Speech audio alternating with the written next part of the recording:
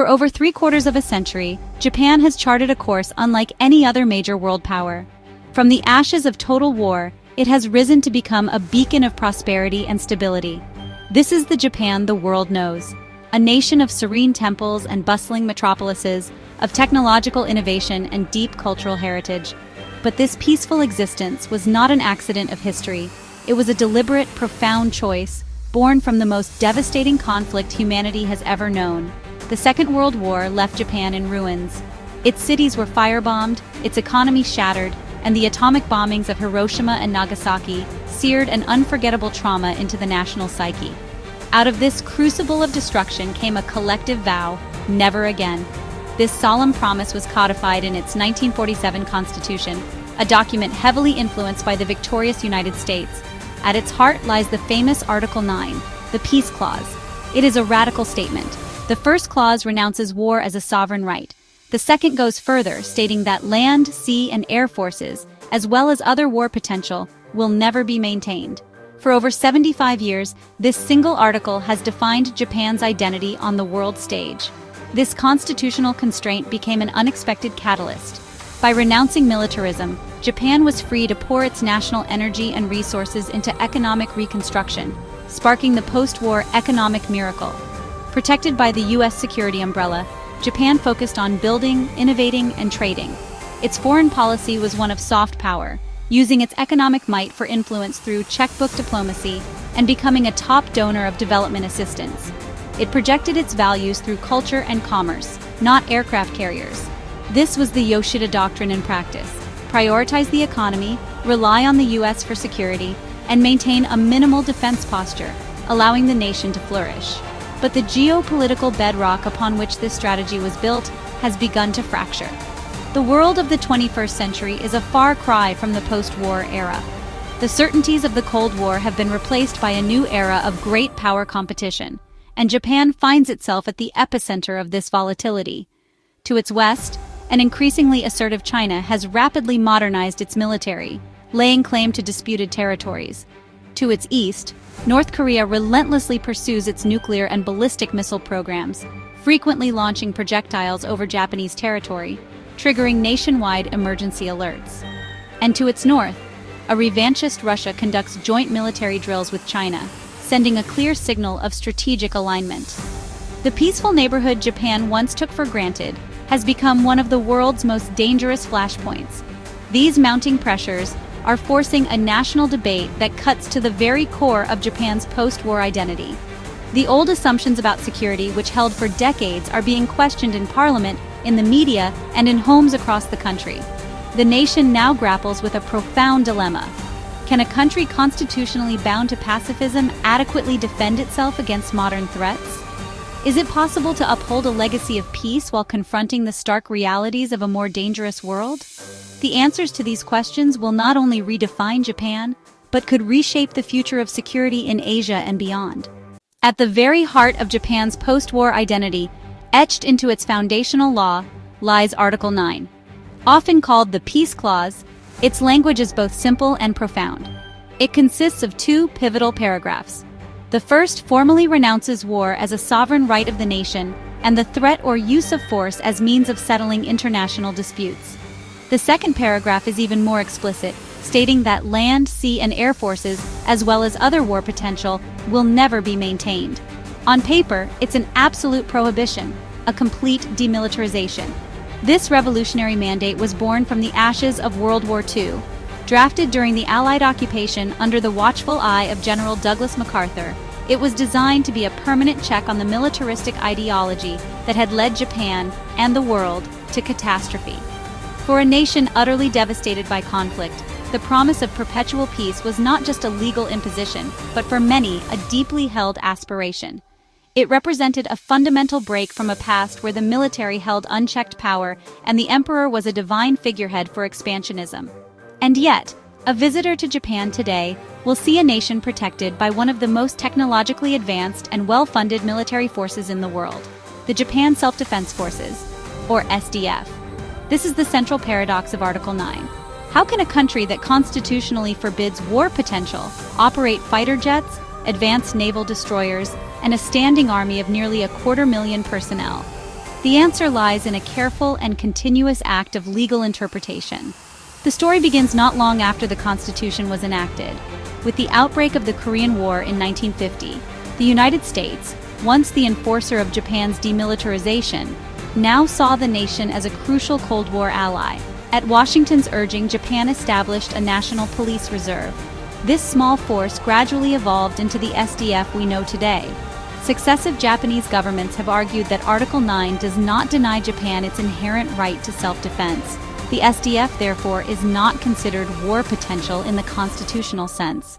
Instead, it is defined as the minimum necessary force required to defend the nation from direct aggression. This interpretation has created a unique set of rules.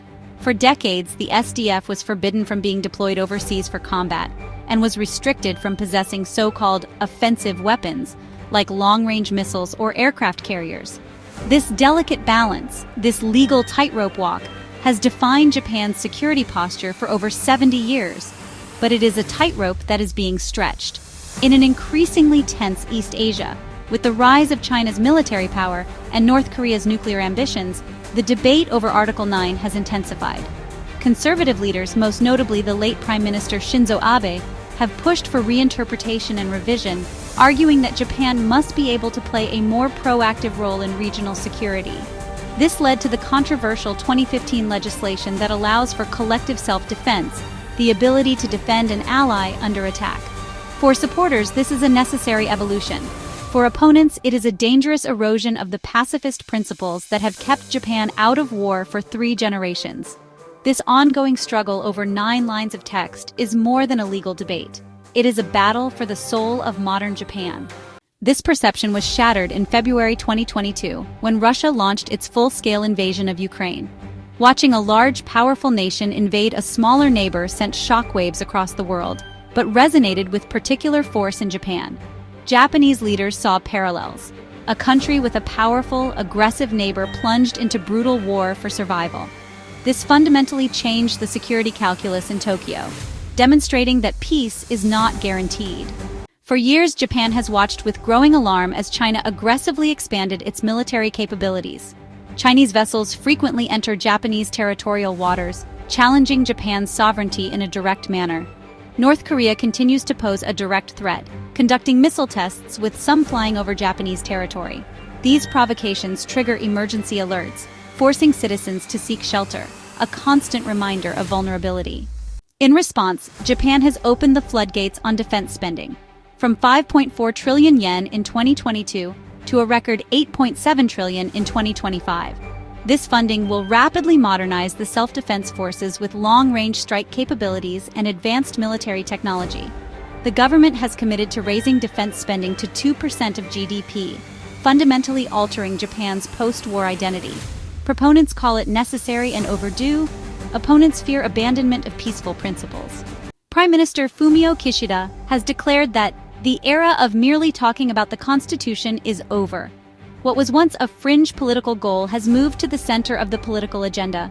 The goal is to add a new section formally recognizing the self-defense forces in the Constitution.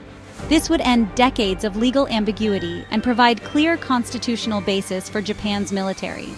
While 75% of Japanese believe constitutional revision is necessary, 65% see no need to rush the debate.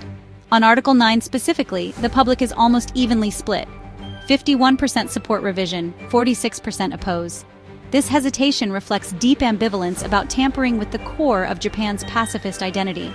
With such division, securing a majority in the required national referendum is far from guaranteed. In the heart of modern Japan, a profound tension simmers beneath the surface of its orderly society. It is a nation caught between 2 powerful, opposing currents: the ghosts of a devastating war that forged a deep-seated commitment to peace, and the turbulent realities of a 21st century world that demand a robust posture of self-defense.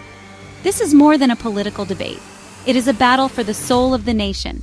The desire for security, fueled by an increasingly volatile neighborhood, clashes directly with a pacifist identity that has been the bedrock of its post-war existence for over 70 years. The tremors of this decision will not be confined to Japan's shores. They will radiate across the entire Indo-Pacific, reshaping strategic alliances and rivalries.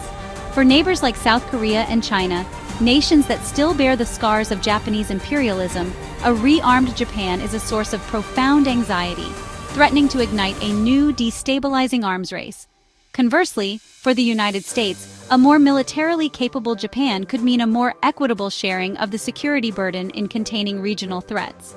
For nations in Southeast Asia, caught in the geopolitical tug-of-war between Washington and Beijing, a stronger Japan could serve as a vital counterbalance. The question is not the balance of power will shift, but how violently and in whose favor. Japan finds itself at a juncture as critical as any in its long and storied history, comparable to the Meiji Restoration that catapulted it into the modern world, or the surrender that ended the Second World War. The path chosen now will define its national character and its role on the global stage for generations to come. This is the moment where history pivots. Will Japan continue to be the world's leading proponent of peace, wielding its immense soft power and economic influence? Or will it choose to become a normal nation, one that possesses the military might to project power and defend its interests without relying on others? The answer will determine the very essence of what it means to be Japanese in this new century. At the very heart of this choice lies Article 9 of its constitution, the clause that renounces war as a sovereign right. For decades, these words have been both a shield and a restraint. Now, the ink on that foundational document feels precarious, its meaning debated in Parliament and on the streets. The choice is stark. To preserve Article 9 is to reaffirm a unique global identity, betting that diplomacy, economic statecraft, and a commitment to international law can navigate the treacherous waters ahead. To amend it is to accept a new reality, one where security is guaranteed not by ideals, but by the cold calculus of military strength. Japan is not just choosing a policy, it is choosing its future self, a peaceful beacon or a sharpened sword.